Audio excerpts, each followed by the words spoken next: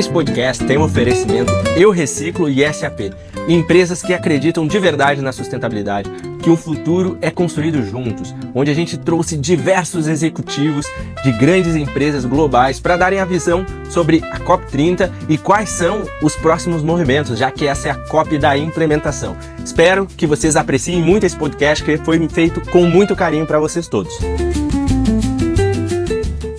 Fala pessoal do Conversas Sustentáveis, estamos aqui diretamente da COP, como vocês já estão por dentro, agora para falar sobre um tema que é uma pauta que ontem a gente debateu isso também, falando de funding, de finanças sustentáveis, como é que funciona, e ontem de noite eu estive também presente no evento que a pauta foi isso, então, ou seja, está muito forte dentro das empresas. Acho que tudo que a gente pensa de sustentabilidade vai ser viável, acho que quando a gente também tiver acesso a condições melhores para que as coisas aconteçam. Eu estou recebendo o Léo aqui, o Léo Letelier, ele é founder da Staui, e a gente vai, acho que ele tem muito mais expertise do que eu para falar. Eu acho que a ideia é a gente sanar algumas dúvidas de vocês, minha também, desse mercado de uma maneira geral, e nada melhor por alguém que está fazendo isso, acho que desde os primórdios, né? Então, Léo, prazer te receber aqui no Conversas Sustentáveis, meu caro. Ah, a gente tem o hábito de, antes de começar, né, as pautas, é saber quem tá por trás. Por que o Léo faz o que ele faz, assim, na pessoa física, né? Que às vezes a galera, não, mas eu sou formado, e não, eu falei, não, é por que tu resolveu caminhar nessa jornada? E aí sim, acho que trazer para as pessoas um pouco da Stal e o que vocês estão fazendo do grupo inteiro, acho que é bem importante. Legal, bom. E antes de ser CEO e fundador da Cital e Finanças do Bem, eu trabalhava em empresa de consultoria, na McKinsey, e tinha uma carreira corporativa bem tradicional. Então, fiz engenharia de produção na Poli, em São Paulo, depois fui trabalhar na McKinsey, fui fazer MBA em Harvard, voltei para a McKinsey, e um dia eu tava com uma dor aqui do lado esquerdo, não sabia muito bem o que que era. Eu falei assim, cara, acho que é algum gases, foi alguma coisa que eu comi ontem, vai passar. Aí 2, 3 dias não passa, falei, cara, então não é isso. E o que que é? E aí, né, depois de várias buscas ali, eu descobri que era falta de uma coisa que hoje todo mundo, né, já sabe, já usa essa palavra, propósito, mas na época não tinha isso. Era só assim, cara, não tô contente com o que eu tô fazendo. E era um meio termo, porque assim, eu gostava do que eu fazia, o que eu não gostava era do porquê, ou do resultado, que era basicamente fazer grandes empresas um pouco mais lucrativas, né? E nada contra isso, nada errado, mas não era como eu queria investir a minha vida. E aí eu falei, pô, então, mas se não é isso, o que que é? E eu sempre tive pra mim que é melhor você tomar decisões pelo sim do que pelo não. É ir em direção a alguma coisa, em vez de fugir de alguma coisa. E eu não tinha o que que era que eu ia fazer. Aí eu gastei mais um tempo aí pesquisando, olhando pra dentro, pra buscar o que que, eh, de novo, o que que seria esse propósito, né, que na época não tinha essa linguagem. E eu me vi nesse lugar de, eh, ajudar pessoas que estavam mudando o mundo, né. E o ajudar pessoas é importante, porque é uma coisa que ressoa muito para mim, né. Se você olhar a indústria de consultoria, auditoria, advocacia também, mas todo esse grupo, o pessoal chama de professional services, serviços profissionais. É a parte de servir, você serve o outro, você serve uma causa, né, não é a você mesmo, de uma forma profissional. Então, isso é parte de quem eu sou. Eu só queria mudar, de certa forma, a quem eu estava servindo, quem eu estava ajudando e por quê, né. E aí, o estalo que deu foi, eu entendia que muitas organizações sociais, não só, mas foi daí que surgiu, organizações sociais têm pequenos negócios dentro delas. Mas eles são mal financiados, né, porque só tem um tipo de capital, não tem seed, venture equity, né, e aí vai. Tem só doação. Nem tem muito, mas é só um tipo de capital. E eles precisam, dependendo do que você faz e dependendo do seu estágio, você precisa de outros tipos de capital, né. Então, uma empresa pequena precisa de capital de giro, por exemplo, e não tinha. Então, eu vou criar isso, ou eu vou fazer isso, eu vou emprestar dinheiro para organizações sociais, cooperativas e negócios de impacto, também não existia isso na época, a gente criou depois, junto com um grupo grande de pessoas, para que elas possam ser mais efetivas e com isso apoiem mais esse vetor de mudança, do mundo, de impacto social, impacto ambiental, que a organização como um todo está tendo, né. E o engraçado foi que eu, saindo da McKinsey, falei: "Beleza, vou ver quem está fazendo isso e vou pedir o emprego de diretor, né? Porque saindo da McKinsey, diretor é o mínimo, né? E não tinha ninguém fazendo isso no Brasil. Tinha algumas coisas parecidas fora, né? Uma organização que me inspirou muito nos Estados Unidos, chama Non-Profit Finance Fund. E eu falei, bom, se ninguém tá fazendo, eu vou fazer. Só que não me dei conta que eu empreendi naquele momento. Eu não me dei conta que aquilo era uma decisão empreendedora. Era só como resolve um problema. Não, não tem esse Não problema. tem, eu resolvo fazer isso. É. E eu lembro, foi 3 meses depois, eu tava lá, home office, né? Home office não por causa da pandemia, isso aqui é em 2008, 2007. Home office porque não tinha escritório, só tinha eu, então não fazia o menor sentido. Tava lá no computador, parará, parará. Meu Deus, eu empreendi. Eu empreendi. E agora? E agora? E agora? E agora? Né? E por sorte eu descobri que é uma forma de trabalho que, né, tá muito alinhada comigo, com a minha forma de ser também. Eu tenho alta tolerância a risco, eu não tenho problema de tomar decisão com informação incompleta, etc. Então, acabei me dando bem nesse caminho. Mas, digamos assim, essa foi a jornada de como o Léo se transformou até chegar no Léo da Cital. Muito bom, muito bom. Porque me identifico muito nessa jornada. Primeiro, né, que nem muita gente pergunta, cara, por que tu criou um podcast, né? Pô, tu era do setor de energia, qual o motivo? Daí eu falei, foi muito nessa linha. Eu sempre escutava muito podcast. Lá em 2013, 14, quando não se falava muito, tinha muito mais coisa gringa do que daqui. E eu sempre gostei muito de sustentabilidade, sempre fui muito. Ontem eu tava no jantar e a galera tá conversando sobre isso, né? Eu falei, cara, eu era o cara que tocava no barzinho em Floripa, assim, era outro rolê, assim, meus amigos antigos falaram, cara, não consigo anexar tu com o cara que tu é hoje, com quem tu era, assim. E eu sempre fui muito ligado com propósito, sempre fui uma galera, pô, eu pratico meditação há 15 anos, de ficar me perguntando, cara, eu tô aqui por algum motivo, né? Eu tenho que, na minha concepção, não tô aqui pra ganhar dinheiro, comprar uma casa, só isso. Eu acho que é importante, as pessoas também não desmerecem. E o podcast foi justamente isso, foi assim, cara, pô, tudo que tem é de fora. E quando a gente fala de sustentabilidade, não tem nada nosso, falando da realidade do nosso país, né? Cara, eu vou fazer. Quando exatamente, um hobby que hoje faz parte do nosso negócio. E muito do que a gente construiu hoje, eu lembro que Pedro, da SAP, assim, a gente virou muito parceiro. E eu lembro que, pô, a gente desenvolveu um ecossistema muito legal, assim, muita gente legal, importante.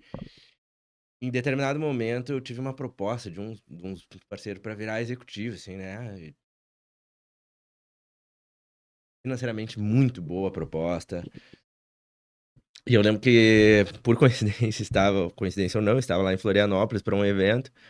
Eu lembro que eu fiz uma videochamada, assim, eu falei, cara, perguntei pra ele, cara, o que tu acha? E, pô, tava começando com o ecossistema, só botando dinheiro, padrão de vida baixando, assim, sem segurança do que tu vai fazer. E aí, conversando, assim, daí chega um momento que tu fala assim, tá, mas por que eu faço o que eu faço? Qual o motivo? E se for financeiro, tu aceita a proposta. Aí tu vai fazer isso aí, né? E é o que eu digo, assim, acho que todo ser humano tem essa questão. Tem a questão do ego, assim, de tu falar assim, nossa, que legal, eu tal empresa, né? Eu falei, cara, mas eu não sou eu, vai dar um ano, eu vou mandar todo mundo longe, velho, e não vou estar feliz com o que eu vou estar fazendo. E hoje eu sou extremamente feliz fazendo o que eu faço. Um cara que eu digo que o meu ativismo é através dos meus negócios, né? Porque eu me sinto, acho que. E uma das coisas que a gente traz no Conversa Centavos que a gente fala para as empresas é sobre o status quo. Ah, mas tem que ser assim, tá? Por quê? Quem disse que tu tem que ser assim? Por que que tu tem que ser assim? E eu costumo perguntar pra galera assim, eu digo, cara, tu é feliz fazendo o que tu faz? Mas não sei o que é felicidade. Não, não. Bate pronto, velho. É. Tu tem que saber se tu é feliz ou se tu não é feliz. Ah, não tem que vir com. E pra mim isso sempre foi muito importante na minha jornada, assim, de fazer. Então, assim, me identifico muito com o que tu tá falando. É a mesma hora, tem uma vida só, né? Pra É, fazer o quê? exato. E, e aí, como é que foi daí? Acho que pra quem não conhece, quem não é da área de sustentabilidade, ninguém acho que tem obrigação de conhecer, mas o que é a Cital e o que vocês fazem, os negócios de uma maneira geral, daí como é que tu trouxe isso pra vida e como é que o Léo tá refletindo hoje dentro das empresas? Legal. A história é longa, se prepara. Então, Eu fundei a Cital em 2007, CNPJ é 2008, então a gente tem aí 17 anos já de CNPJ. Então tem uma jornada aí, tem uma evolução e muitos aprendizados nesse caminho. A Cital é uma organização sem fins lucrativos, mas até por conta do meu background, a forma que eu encontrei mais recentemente de descrever o que a Cital faz, ela é muito corporativa, né? E reflete bastante como a gente trabalha também. Então, pensa numa holding com 4 unidades de negócio independentes. Elas se conversam, etc., mas cada um tem Só a vida. sua vida, seus produtos, seus clientes, etc., né? Então, a primeira unidade de negócio, unidade operacional, vamos chamar assim, é investimento de impacto.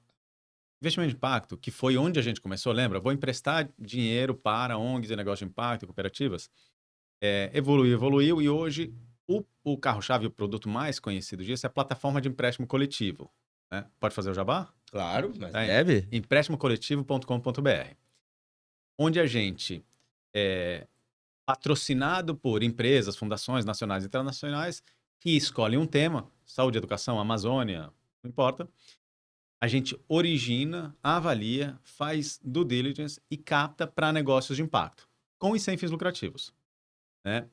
Os tickets do investimento, ou melhor, essas organizações recebem, vão entre 200 mil e 1,2 milhão, né? Tem algumas startups, mas normalmente já tem que estar operando, tem que estar num lugar um pouco mais estável para crescer.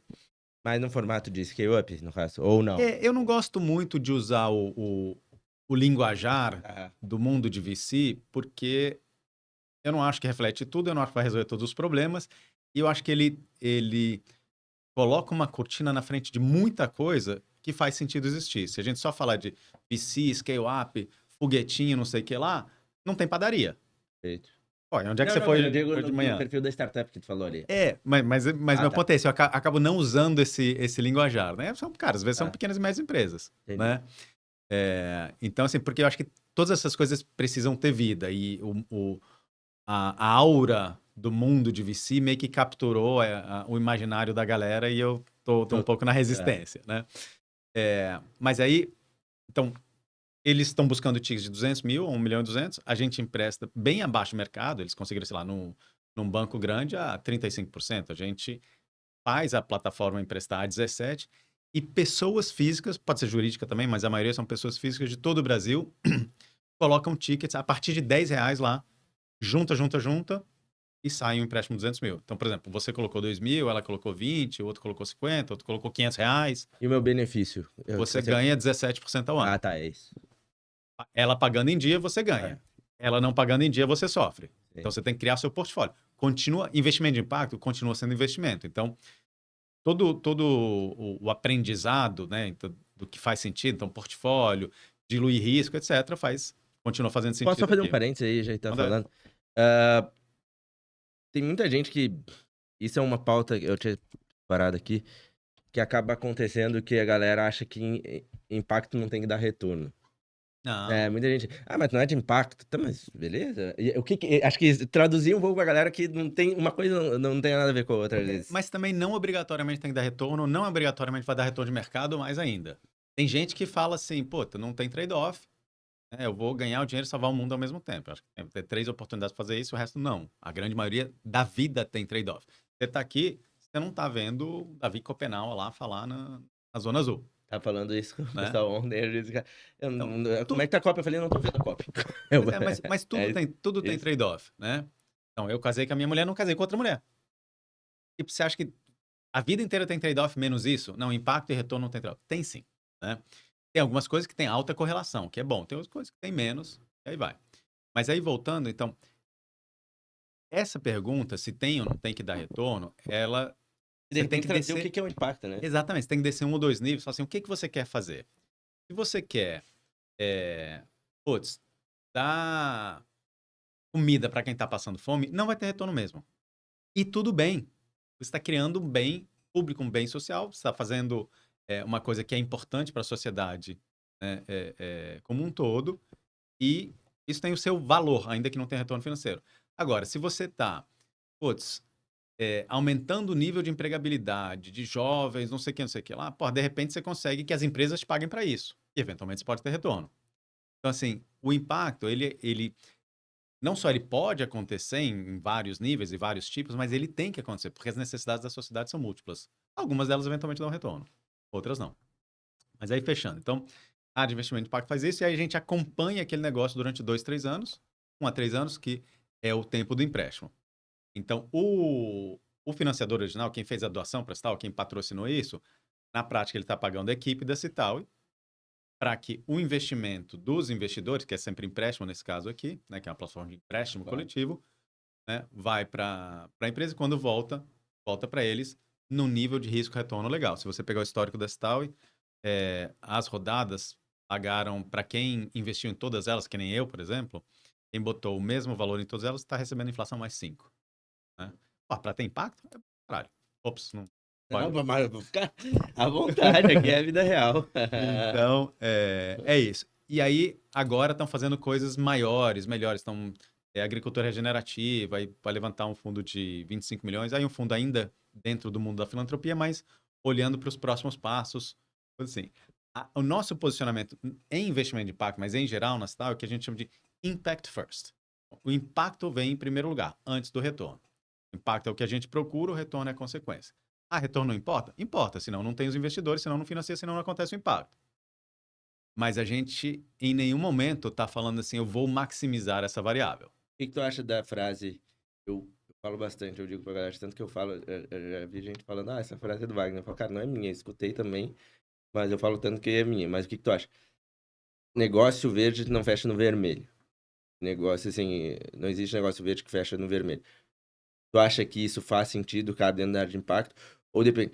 E eu vou te falar uma outra coisa. Galera que tá me ouvindo aqui, o Léo já gravou comigo, mas ele não lembra. E ele me falou uma coisa que me marcou bastante. Eu digo até hoje pra galera sobre isso, que era de que tem retornos que é justamente isso, que são retornos para a sociedade que a galera calcula normalmente monetariamente, mas tem retorno que vai ser pela sociedade que vai voltar de outras maneiras, né? E eu uso muito isso quando a gente conversa, mas trazendo para essa pauta aqui, tu acha que isso faz sentido? Eu acho que se você montar como um negócio, obviamente você procura que em algum momento ele não dependa de subsídio. Né? De certa forma, fechar no vermelho, alguém está subsidiando essa conta. Ou seu dinheiro que você está botando lá, ou lucros passados. Né? Ao mesmo tempo, isso não tem que ser verdade o tempo todo. Então, de repente, tem uma fase da vida do negócio que é isso mesmo. Né? A outra coisa é como é que você financia isso. Às vezes isso tem um grande impacto sobre o negócio. E aí podemos entrar todo num outro capítulo de Blended Finance, que é que nem o que a gente faz, né? A gente junta um capital de filantropia, né, que veio, paga a conta da Star, com capital de investimento, aí a conta fecha. O investidor ganha o que ele quer, que é o retorno financeiro, junto com o impacto. A gente também paga as contas, porque tem um patrocinador, então paga a equipe, junto com o impacto. E o patrocinador, ele coloca 1 milhão e tem 4 milhões de impacto. Ele basicamente paga a equipe, mais ou menos assim, um custo fixo, mas a gente consegue rodar isso várias vezes. Então, cada um tem o retorno que importa mais para ele ou para ela. Né? Então, mas não é. E isso, você pode olhar isso para o negócio também, nas diferentes, digamos assim, tranches de capital. Mas, de fato, a conta precisa fechar em algum nível para isso fazer. Você pode pegar, mesmo para um agricultor, né, que está tentando fazer agricultura regenerativa, um negócio super impacto, em algum momento esse cara tem que comer também, né? Tem que entrar o dinheiro para pagar a escola do filho, né, o carro, etc. Então, a lógica econômica ela ainda impera, né? Isso tem que estar claro, mas não quer dizer que aí, portanto, eu tenho que receber, ou eu como investidor vou ficar rico e o cara vai continuar pobre e vai ficar no 0 a 0. Eu sei que a gente tá falando de todo o processo aqui da Cital, mas a gente vai falando e vai me surgindo outras pautas, né? A gente tá falando ali de propósito logo no início. Eu acho que eu sou um cara que, pra mim, eu acho que pra ti também, tu é uma pessoa muito claro com o que tu quer, o teu papel. Eu tenho muito isso. Só que eu acho que depois de um certo tempo, a galera meio que banalizou a palavra meio que propósito, assim, né? Tipo, pô, qual é o teu propósito? Ai, tudo é propósito, né? E eu costumo dizer, cara, eu prefiro falar de propósito do que falar que eu quero piorar a vida de alguém, né? Mas só que, ao mesmo tempo, eu vejo que tem uma galera. A gente dentro lá do CS, a gente tá fazendo um fundo nosso pra investir em algumas startups, tá ligado? Mas E uma das coisas que a gente já percebia era justamente tem muita gente com muito propósito, muito querendo impacto e pouco de negócio. Isso é uma coisa que eu sempre falo. E Negócio de impacto continua sendo negócio. é isso que eu ia falar. Assim como investimento de impacto continua sendo investimento. Então, a lógica de diversificação, que faz sentido no investimento normal, também faz sentido no investimento de impacto. A lógica de negócio, digamos assim, né? Você tem que ter mais receita do que despesa, né? Ou como é que você financia isso, também continua fazendo sentido. Mas aí, então, esse é o mundo do investimento de impacto, que foi onde a gente nasceu e é reconhecido e continua bombando. Eu brinco que a gente criou a Cital, e na verdade eu criei a Cital, em 2000 da virada de 2006 para 2007, e o termo investimento de impacto nasceu no mês de 2007. Assim, foi antes até Aham. de criarem o termo. Só que aí o engraçado que aconteceu, o curioso, foi que essa área demorou para deslanchar, né? E eu, inclusive, fiquei muito na dúvida. Pô, será que vai dar certo? Será que não vai dar? Fecha, né? Assim, muito nessa pegada empreendedora. Cara, não tá virando. E agora? Insistimos ou fechamos, né? E eu levei para o meu conselho e falei assim, ó, a gente tem dois possíveis problemas e uma mesma solução. Possível problema um, a estratégia é boa, a execução é ruim. Qual é a solução? Troca o responsável pela execução, que sou eu. Uhum. Problema 2, hipótese 2 do problema. A estratégia é ruim, mesmo que a execução seja boa. Então troca o responsável pela estratégia, que sou eu. E eles falaram, olha, beleza, vamos fazer o seguinte. Procura uma saída nos próximos 6 meses. E se a gente não achar um caminho, aí a gente começa a pensar em como fecha-se e tal. Que no fundo era assim, como é que a gente pega o pouco que a gente tinha naquela época e deixava de legado ou para uma outra organização, ou para a sociedade como um todo, né? Assim, podia meio que juntar o que a gente fez com outra organização e elas seguem alinhados, né? Mas segue o Mais um caminho ponto delas, sobre isso né? aí. Olhando como empreendedor, como é que foi a tua visão sobre esse momento, tipo, de, pô, tem 6 meses pra ver o que que tá acontecendo, e esse ponto de, pô, de repente eu sou o problema do meu negócio, né? Como é que foi, agora mais falando como negócio, como é que foi a tua leitura nessa época, assim, cara, tô de boa, assim, também não... Médio, obviamente eu, né, queria muito que a Style funcionasse, etc. Mas eu sempre fui muito desapegado.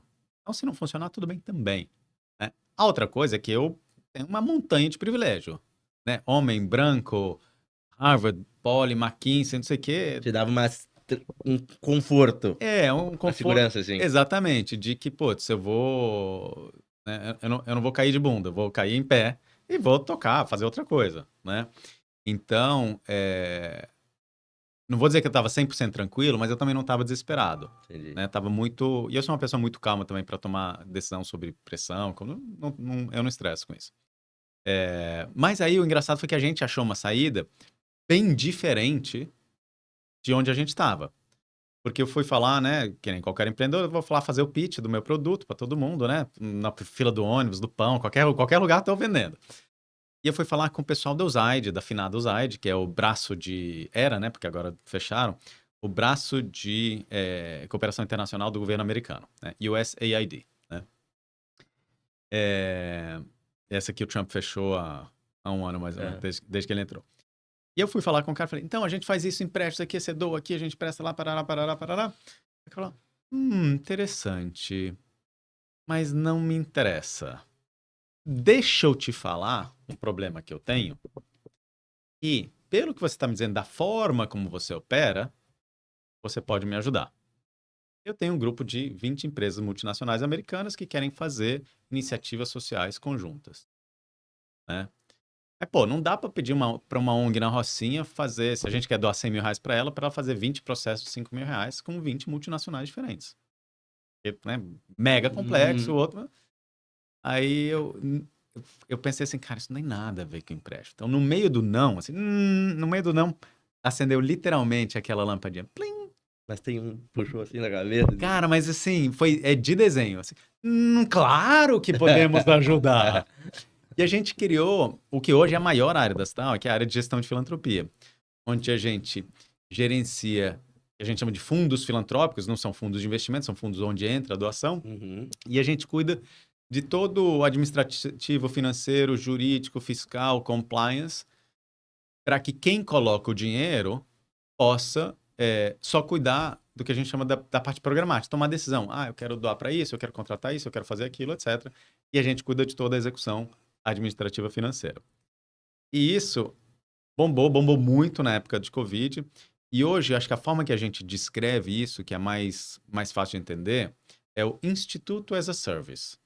A sua empresa quer fazer algo no social.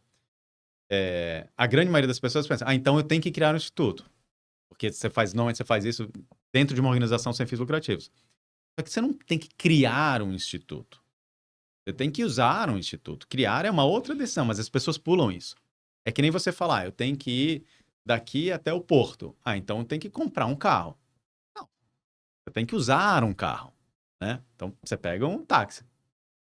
E aí a gente criou essa oferta do Instituto as a Service, que super funciona. Tem de todos os tamanhos, de R$ 10.000 a R$ 110 milhões, que facilita a vida da galera. E você pode até ver como um processo de incubação. Ah, eu começo assim e, putz, depois quando eu souber exatamente o que é que eu quero, quanto, quando e onde, aí eu crio o meu. Pode ser também. Não precisa, mas funciona. Porque justamente quando você cria uma estrutura, né, você está tomando uma série de decisões sem necessariamente a melhor informação. E o que eu estou dizendo é, nem precisava criar. Mas, por exemplo, você tem que discutir quantos lugares tem no conselho. Se tem um conselho consultivo ou deliberativo. Quais decisões são definidas por maioria simples e maioria qualificada. Aí vamos dizer que o que você quer na vida é educar meninas em questões de STEM, né, de matemática, ciência, etc. O que isso te ajuda a educar menina? Nenhuma. Nenhuma menina aprendeu nada mais porque você decidiu que são 7 conselheiros e não 9, né? Então, essa... E outra, você nem começou ainda, você já está tomando decisões meio que em pedra e que, eventualmente, lá na frente você vai ter que rever, etc. Então, para quê? Melhor usa esse serviço. E aí, o dia que você souber, não, na verdade, não é meninas, eu comecei aqui, mas depois descobri que tinha que ser, ou que não era STEM, era outra coisa. E agora eu já sei quem eu preciso contratar, já sei isso, já sei aquilo, já sei o tamanho que vai ser, já sei o orçamento que eu tenho. Putz, agora eu posso avaliar se eu crio um instituto ou não. Pode continuar fazendo sentido estar incubado dentro da Stal. Pode fazer sentido isso aí. A gente tem vários modelos desses. Então, essa área de gestão de filantropia, hoje é a área da Stal que mobiliza mais capital. E aí, diferentemente de investimento de impacto, que saem empréstimos daqui saem doações. Ou pagamento de despesa de projeto. E aí tem coisas grandes, tipo bolsa de estudos para milhares de pessoas fazer graduação e pós-graduação. Tem uma empresa que botou dinheiro para fazer isso. Tem muita coisa na época de Covid, então a gente distribuiu 70 milhões de EPI, construiu, sei lá, 15 usinas de oxigênio, reformou aqui no Pará o barco hospital do Saúde e Alegria. Então, assim, bem variado, né? E aí, depois disso, bom, aí já tinha resolvido o problema, já chama o nosso caminho. Então, o nosso caminho não é ser um fundo de investimento, é ser uma organização que move capital para impacto. Desde filantropia até investimento de impacto, Impact First. Aí outra coisa aconteceu no meio do caminho que acabou virando outra área dessa. Então, tô descrevendo aqui, né? A holding, já descrevi. Business Unit 1, Business Unit 2. A mesma, o Zaid, falou assim, cara, a gente quer fazer um projeto na Amazônia, no Médio Juruá, e o arranjo precisa ser empresas e uma organização social. Então, era a Natura, Coca-Cola e a gente. E aí a gente começou a gente desenhou junto com a população da localidade, do território do Médio Juruá, um programa de desenvolvimento local, né? E aí conseguimos dinheiro da USAID para isso, da Coca, da Natura, etc. E começamos a executar esse programa em parceria com as organizações locais, né? Tinha escritório lá, a gente abriu um escritório em Carauari. Até hoje a gente tem gente lá. E o que acabou acontecendo foi que a gente começou a executar esse programa territorial já sabendo que ele era meio diferente do DNA financeiro que a gente tem. Então, aqui é finanças, né? Business Unit 1 é finanças, Business Unit 2 é finanças, aqui Business Unit 3 é desenvolvimento local. Bem diferente do DNA. Mas era na Amazônia, a gente achou que era uma oportunidade estratégica de conhecer, entrar, fazer parte, ser conhecido nesse mercado. Ampliava, basicamente tudo que a gente fazia até então era social, então ampliava nosso leque para ambiental também, né? E que eu acho que, obviamente, faz todo sentido. E a gente começou a desenvolver isso. E ao longo do tempo, isso acabou virando uma outra área de finanças de conservação e clima. Aí a gente conseguiu reorganizar, ainda fazemos algumas coisas lá no Médio Juruá, mas essa área de finanças de conservação e clima, ela desenha instrumentos financeiros para conservação e clima, né? Conservação da biodiversidade e clima. E isso pode ser desde programa por serviço ambiental até operar a repartição de benefício, ah, garantia para agricultura regenerativa. Então, assim, como é que a gente desenha, modela um instrumento que vai receber vários tipos de dinheiro, aí toda a parte que é subsídio ou filantropia a gente pode operar também, mas essa área normalmente é a área que modela, que desenha, a outra área, né, a área de gestão de filantropia que opera esses capitais. Mas como é que a gente faz isso? Para gerar mais impacto, para gerar mais conservação de biodiversidade, para gerar melhorias para o clima, assim por diante. Então, desde ideias, tipo um título de dívida da onça pintada, né? Até essas outras coisas que eu falei. Bem, bem, bem variado. E aí, tudo isso compõe esse tal hoje.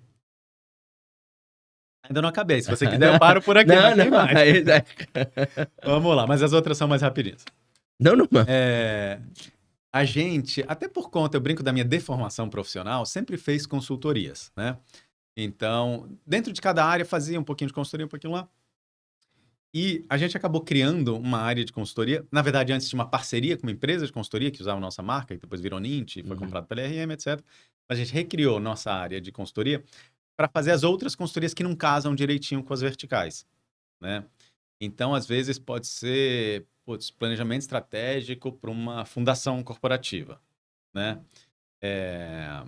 Pode ser um diagnóstico setorial para alguém, um filantropo que quer ter impacto num tema específico, mas o que é muito comum as pessoas, então vou fazer isso. A gente fala assim, calma. Você nem sabe se isso funciona, se é a melhor prática, se já foi testado, isso aqui. Se você der um passo para trás, fizer um mini diagnóstico aqui, eventualmente você vai ser muito mais efetivo. Então, essa área faz esse tipo de coisa. Também vai ser bem variado, está começando agora, a gente vai achar aí o nosso caminho. E, então, essas são as 4 business units, né? Cada um tem o seu responsável, o P&L, tudo isso. E a gente lançou um produto que não cabe em nenhuma das 4. Então, pendurou na holding, que né, não é uma boa prática, mas, tipo assim, tinha soluções ruins e piores. Né? Ficamos com a solução ruim, que é pendurar na holding, que é o câmbio do bem. O que acontece? Por conta de todas essas coisas que a gente faz embaixo, né, a gente acaba intermediando muito câmbio, recebe muito dinheiro de fora. 5 a 10 milhões por ano, mais ou menos, de dólares. Então, a gente tem taxas melhores, provavelmente, que 98% das ONGs, e provavelmente melhor que 50% das empresas.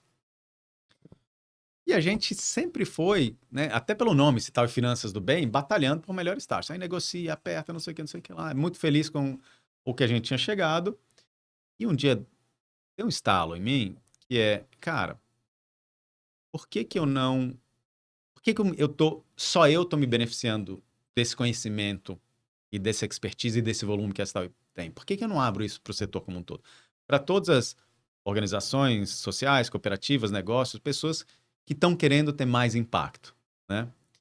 Aí eu fui, conversei com o banco, convenci eles a oferecer as mesmas taxas que a gente tem, que hoje é 0,7%, estamos indo para 0,5%, que é melhor que Wise, Remessa Online, qualquer bancão grande fechar. Aí, claro, uma multinacional vai conseguir melhor que isso, né? Uma empresa do setor financeiro também, mas assim, pensa para o grosso da economia, essa é uma taxa excelente. Então eu convenci eles a oferecer essa mesma taxa para todo mundo que a gente indicar. É como se fosse um cupom de desconto. O dinheiro não passa por nós, vai direto para a conta da empresa, ou da ONG, ou da cooperativa, só que mais reais pelos seus mesmos dólares, ou euros, ou ienes, ou o que seja, para você ter mais impacto, né? Então a gente criou esse produto, é uma câmbio do bem. A gente modelou com o banco também para ser super simples. Então, não tem custo fixo, não tem volume mínimo, não tem obrigatoriedade. Eu brinco assim, não tem isso, e não tem pegadinha, né? E como a gente é correspondente cambial do banco, a gente tem visibilidade que eles estão sempre mantendo o spread combinado, né? Porque um dos problemas quando você fecha câmbio em banco, é que você não sabe exatamente quanto você está pagando. Às vezes fala assim, tem uma taxa aqui de R$ 100, mas não é aí que você está pagando, não é aí onde o banco ganha dinheiro. Quando ele troca, em vez de pagar 5,50 pelo seu dólar, ele paga 5,30, né?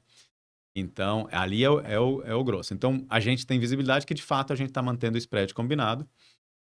E isso já está dando super certo. Já cadastramos mais de 100 pessoas, empresas, organizações. A maioria é organização, mas tem empresa também. Já fechamos mais de 50 milhões de reais de câmbio. Todos os tamanhos. Teve um que falou assim, deixa eu ver se é de verdade. Fez um câmbio de $3. Beleza. Aí depois ele fez o de verdade, que era 30 mil que ele queria fazer. Mas, cara, de $3, acho que o maior que a gente fechou é um pouco mais de $1 milhão. Então, assim, tá rolando. E aí, como você pode ver, ele não encaixa em nenhum desses. E aí Aí tiveram que. ficou na hold até a gente inventar uma outra business unit onde encaixa. Então, isso é a Cital e hoje. A gente faz tudo isso, mas tudo tem uma lógica de viabilizar, destravar e acelerar fluxo de capital para impacto positivo, social, ambiental em todas as causas do Brasil. O... Eu normalmente entrevisto que participa aqui é muito executivo, né? Uhum. E tu é um empreendedor de impacto, e aí me surge perguntas porque eu empreendo, então eu quero trazer um pouco na visão de negócio mesmo, né? Já teve oportunidade, assim, tipo assim, deixa eu voltar. Tem algum valor teu, assim, que tu fala, cara, isso é negociável no meu negócio, mesmo que a oportunidade seja boa? Toda a questão ética, porque Não, às é, vezes nem é ética, às vezes pode ser que fuja, não sei, alguma não, coisa. mas Como é que é isso, a tua forma, assim, então, ó, chegar lá, o fulano que trabalha, contigo, cara, tem isso aqui que tá acontecendo pra gente. já É aconteceu, isso que já eu... aconteceu, já aconteceu. Sim, tem duas coisas. Tem que fazer a coisa certa, né? Normal, minha mãe me ensinou assim. Então, é, a outra coisa é que, de novo, a gente não está fazendo isso para ganhar dinheiro, ficar milionário, isso aqui, nem vai ficar, né? Eu tenho salário, né? Todo mundo tem um salário. São 70 pessoas, todo mundo CLT, então assim, né? A gente faz as coisas direitinho. É, então tem isso, é a mesma coisa do lado do negócio, do lado pessoal. É um valor que faz sentido, né? Que não é uma coisa contraposta à outra. Aí vou te contar duas histórias aqui. Quando a gente estava começando, já nem lembro que ano que foi, dia, sei lá, 30 de dezembro, liga um cara e fala assim: gostei da organização de vocês, achei muito legal. Quero fazer uma doação de R$ 400 mil. Ótimo, bem, será muito bem utilizada, muito obrigado. Blá, blá. E aí, dia 2 de janeiro, vocês me devolvem 360 mil. Né? Aí eu fiquei pensando assim: olha, posso fazer metade disso. Você me doa os R$ 400 mil. Essa é a metade que eu posso fazer. Não é metade do dinheiro, é metade da história. E a gente vai usar esse capital para o bem. Claro. Né? Mas não posso te devolver nada, porque é uma doação, né? Obviamente ele não quis. E a outra coisa foi aqui, na verdade, uma coisa muito mais light, uma conversa, uma empresa que é bastante controversa. Ofereceram, na verdade, não foi nem eles, era uma empresa de consultoria que está fazendo um projeto com eles. Falou assim: você quer falar com eles? Cara, não sei. Não sei se eu posso. Vou levar para o meu conselho. O conselho falou assim: cara, já não precisa. Né? A galera ali tá mais perto de bandido do que outra coisa. Então, não precisamos. E, na verdade, nem fiz a reunião. Então, não teve nem uma proposta, não Você foi nem nada disso. chegou a acontecer. E são coisas que, assim, na hora você fica meio, putz, assim, pô, ali tinha uma oportunidade, não sei o quê. Mas depois de um tempo, você entende, né? E que, de fato, faz sentido. E é o conselho fazendo o papel dele também, isso é importante, né? Então, assim, esse tipo de coisa acontece pouco, agora cada vez menos, porque a gente já é mais reconhecido, né? A gente é procurado. Então, a gente fez esse projeto que eu estava comentando da Covid, a gente fez com o BNDES. Cara, o BNDES não entra em qualquer lugar, assim, para trabalhar junto. Então, para a gente é um ponto de orgulho, que os parceiros que a gente tem são os parceiros que são mais, assim, putz, pesados em termos de compliance. Então, o BNDES, a Cooperação Internacional Alemã, a própria USAID, né? Cooperação Internacional dos Estados Unidos, a francesa. Então, é a galera que é super, assim, cara, ponta firme no centavo, Uhum. né? E pra gente é bom, porque esse é um diferencial nosso que a gente tem. Quando estava a Covid, tinha muita gente que queria ajudar, mas ninguém queria sair na página errada do jornal, né? Então, muita gente veio para a Cital pela nossa reputação.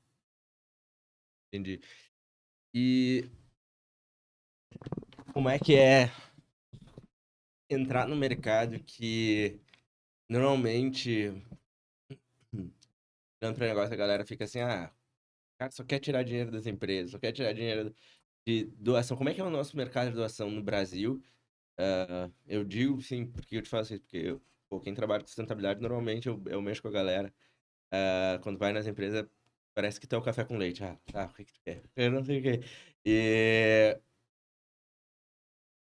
e- por isso que é muito importante, acho que o propósito do que eu tô fazendo, de saber, porque senão, às vezes desestimula, assim, às vezes tu quer muito, não, porque não sei o que, como é que é pra ti isso, como é que é o nosso mercado sobre isso. Cara, tem muita coisa que é comum. Então, todo mundo que está vendendo alguma coisa tem que ter casca grossa, porque vai ser 49 não para um sim. Então, se você se desestimula pelo não, amigo, então não vai empreender, né? Isso é verdade para tudo. E mesma história, né? Negócio de impacto, investimento de impacto, né?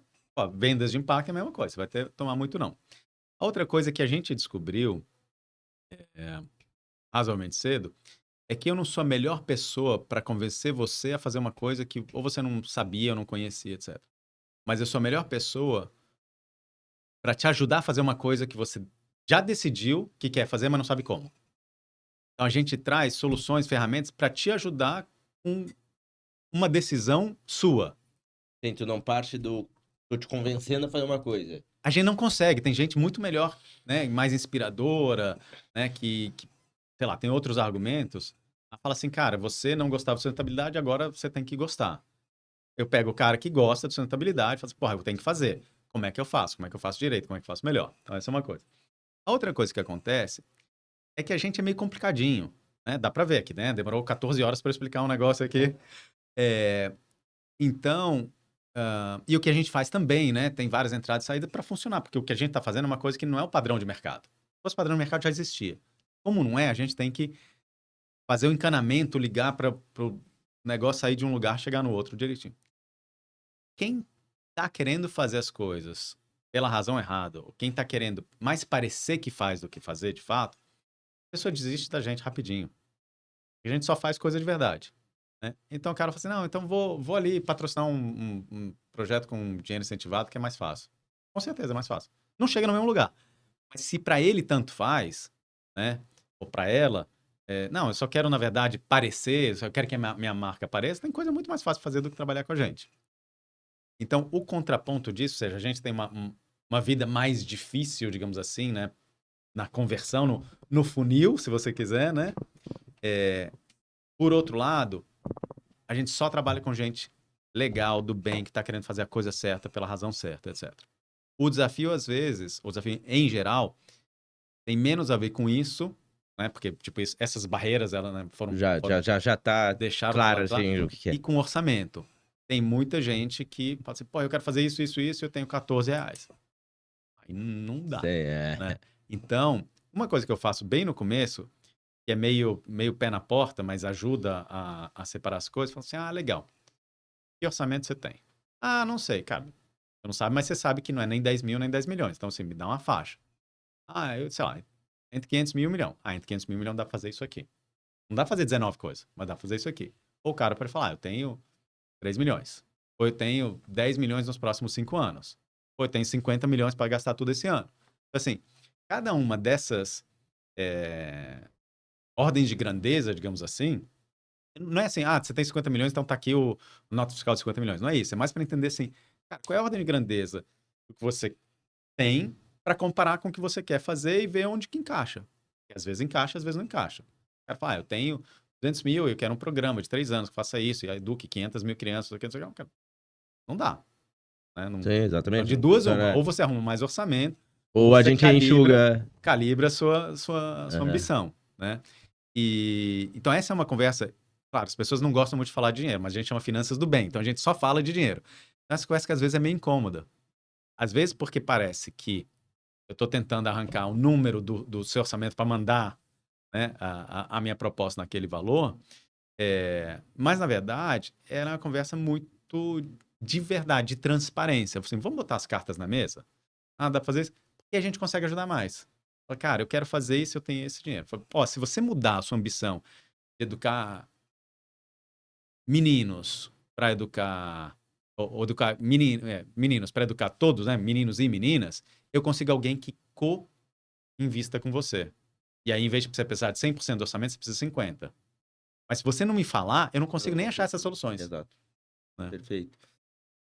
Tchê, o papo tá muito bom. A gente tá caminhando pro final, mas antes da gente. A gente agora. A gente tem uma parte final que é muito mais do âmbito pessoal. Mas antes de falar dessa parte, eu queria que tu falasse um pouco da COP, né? A gente tá aqui. Tua visão dessa COP no Brasil. Por que que tu está aqui no COP? E também um pouco da leitura. Outros convidados, eu tô fazendo essa pergunta para entender qual é a sua visão. Muita gente quer que a gente fale mal da Copa do Brasil. Olha só, que terrível o que tá acontecendo. Um caos. Eu sou o cara que eu digo que eu sou um otimista, né? Eu olho sempre o copo mais cheio da vida. Qual a tua visão de, a Copa não deveria existir, porque daí todo mundo vindo, gastando de avião, barará. Acho que trazer uma visão geral, assim, do que a gente tá fazendo aqui em Belém. Legal. Acho que uma coisa que essa é a minha terceira Copa. Eu fui em Dubai, Baku e aqui. E uma coisa que eu percebi, que já não lembro quem falou, mas também não é a minha frase, mas eu tenho falado bastante quando me perguntam, é que você sai da COP sempre com a mesma sensação de que não atingiu tudo o que precisava, mas ao mesmo tempo atingiu mais do que parecia possível no começo. Né? Então, assim, calibrando as expectativas. Eu acho que tem um lado aí também de urgência. Assim, o bicho está pegando. Né? Teve tornado no Rio Grande do Sul, né? Todos esses desastres ambientais, Estados Unidos, tudo quanto é lugar. Né? Então está ficando mais evidente de que é urgente. Né? Então, esse é outro pedacinho da história. Tem uma coisa que também falam muito, mas que eu ouvi mais recentemente, que a gente não tem um problema climático, ambiental, não sei, da humanidade, da civilização. E assim, o bicho-homem vai morrer, o mundo vai continuar. O meio ambiente se regenera rapidinho. É a gente que está atrapalhando. Então, as soluções elas têm que vir da gente também. E aí, para isso, cara, a gente mora num país, num mundo com 200 países.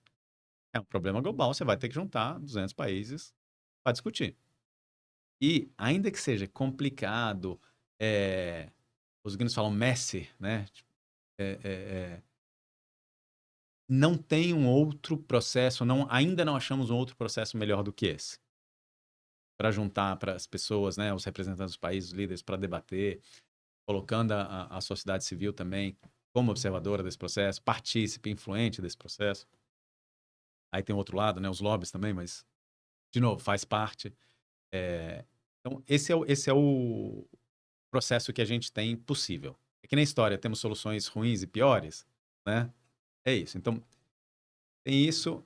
Tem a questão da Copa em Belém, que eu acho que é muito importante, como um posicionamento político, mas também como um posicionamento mais de trazer a verdade, né?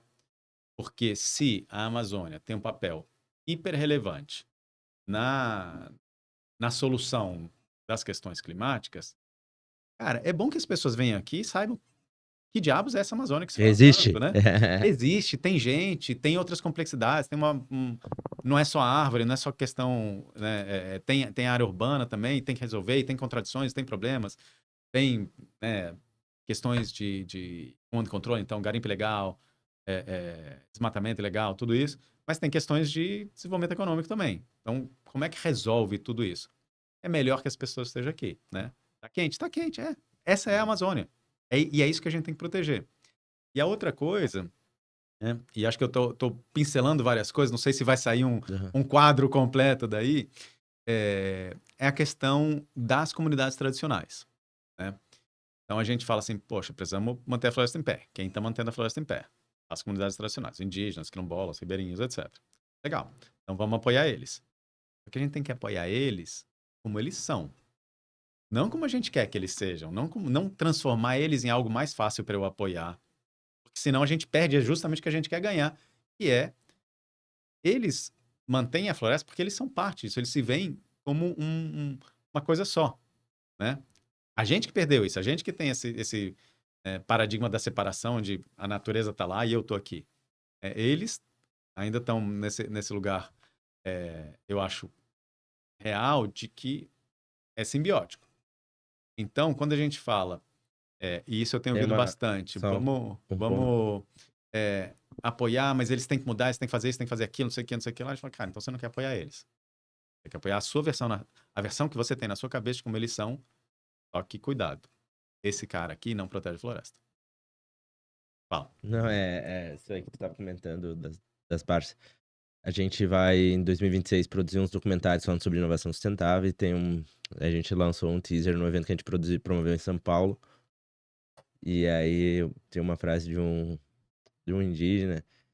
Esqueci, cara, eu sigo ele no Insta, lá que ele. E aí ele fala, né, que as terras não são nossa propriedade, a gente que faz parte dela, né?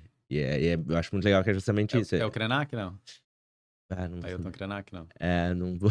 Não vai Não. lembrar. Mas é muito legal porque é justamente isso, né? Tipo, a gente é uma parte de um todo, né? E às vezes a gente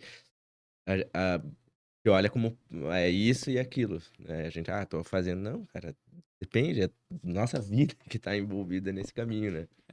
A gente está fazendo um fundo de legado pro legado do cacique Raoni.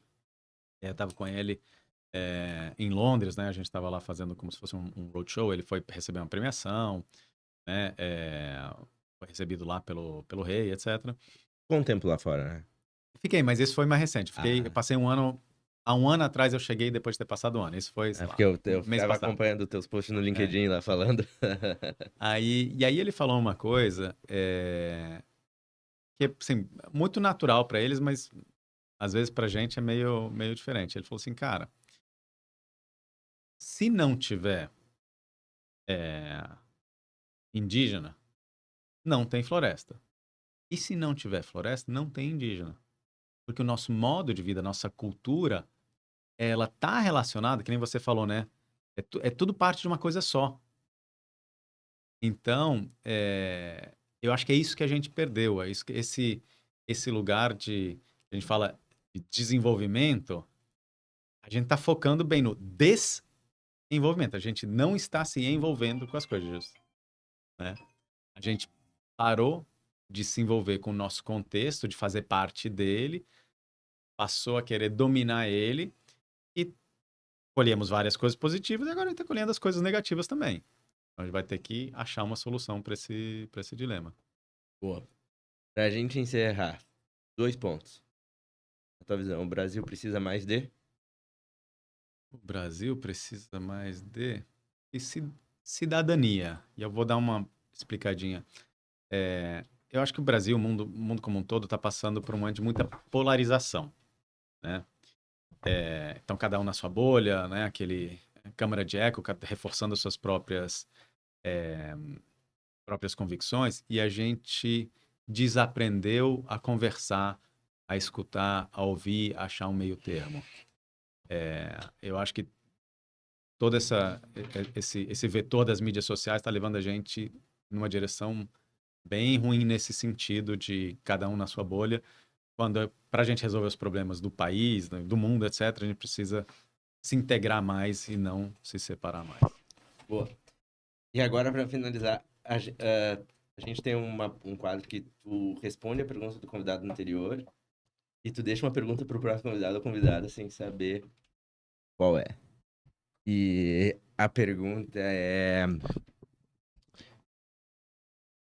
pelo que tu quer ser lembrado? É, tem uma versão dessa resposta que ela é muito. Parece mais superficial. No fundo, por ter deixado o mundo melhor do que eu achei. Tem outra versão dessa resposta que ela é mais pessoal. Eu quero ser uma pessoa, fazer coisas, etc., né? Ser lembrado por, como você perguntou, de uma forma que dê orgulho para minha filha. E isso se traduz de várias formas. A minha matéria-prima é o dinheiro, mas são os valores que a gente coloca E no vai. dinheiro, né? Não é só É o significado que a gente tá dando sobre aquilo. exatamente. É, Eu disse que eu queria ser lembrado por ser uma pessoa do bem. E aí tem um monte de coisa dentro disso. Você espera. E que pergunta que tu deixa pro próximo ou pra próxima? Uma pergunta que eu gosto de fazer, que é se a pessoa sabe o que o dinheiro dela está gerando no mundo. Tem 3 tipos de dinheiro. Tem dinheiro de consumo. Então, assim, as marcas que você compra, as coisas que você compra, porque você não precisa comprar tudo, né? As coisas que você escolhe comprar versus não comprar, e dentro daquelas que você, né, escolhe comprar, qual a opção, né, alternativa que tem, o que essa empresa está gerando no mundo? Está gerando trabalho escravo, está gerando poluição, está gerando inclusão. Tem outro tipo de dinheiro, que é dinheiro de doação. E aí, em geral, as doações estão indo para organizações pequenas, grandes, médias, mas em geral sérias e fazendo um bom trabalho. Tem problemas no setor, mas é exceção. Então aqui tem mais a ver com quantidade de dinheiro. Será que você está doando tudo o que você poderia? Né? E eu não estou falando para a pessoa passar fome amanhã. Mas normalmente as pessoas podem doar 5 a 10 vezes mais que elas estão doando sem mudar o seu padrão de vida. Né? E o terceiro tipo de dinheiro é o dinheiro de investimento. E aí, será que as pessoas sabem onde o dinheiro delas está investido? Eu tô alocando pra quê? E aí tem que dar 1 ou 2 passos além. Não, tá no fundo de renda fixa do bancão. Tá bom, mas esse fundo de renda fixa está emprestando para quem? Se você não sabe, só saber a camada fundo, você não sabe para quem está indo. Né? Depois não sabe com o que ele quer. Exatamente. Então aquela empresa, de repente é uma empresa de armas e você não gosta você não quer patrocinar armas, mas você tá, porque você nunca parou para perguntar. Então, todas essas perguntas, elas estão indo na direção contrária da sociedade, ou do nosso desenvolvimento, que assim, tudo tem que ser imediato, com um clique conveniente. Né? Você falou do LinkedIn, nessa virada de ano, o meu post no LinkedIn foi: eu te desejo 2025 desconfortável. Ou seja, que você, eu tenho que parar e pensar no se eu compro ou não compro? Tem que parar e pensar. Tem que parar e pensar para cada uso do seu dinheiro, porque isso tem consequências que você não está sabendo se são aquelas que você quer ou não. Né? Então, nesse lugar do investimento, de certa forma, a plataforma é isso. As pessoas escolhem cada organização que elas investem. Nessa eu quero botar 5, nessa 50, nessa nada. Né? Então, aí elas estão decidindo proativamente. Dá trabalho? Pra caramba. Mas é um jeito de você garantir que um recurso muito importante que você tem, que é o capital... Não terceirizar, né? E esse recurso, a gente vive num mundo capitalista, né? Dentro disso tem a palavra capital. Então, é central.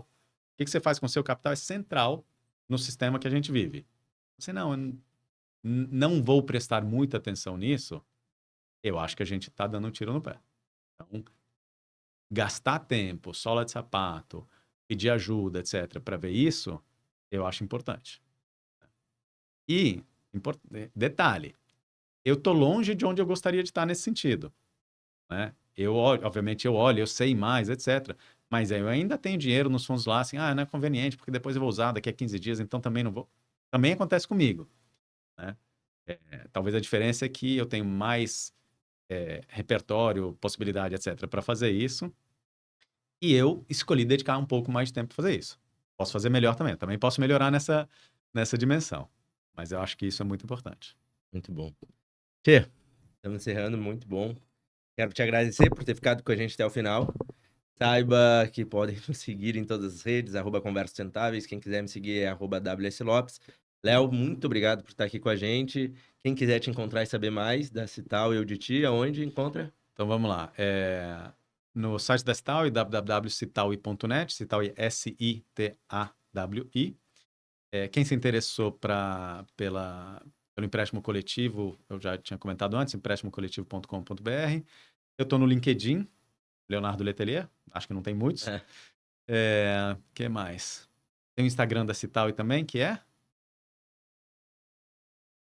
Citaui Finanças do Bem. E acho que é isso, né? Isso aí. Então tá, pessoal, nos vemos ainda, seguimos essa semana aí com muito papo e até mais. Tchau, tchau!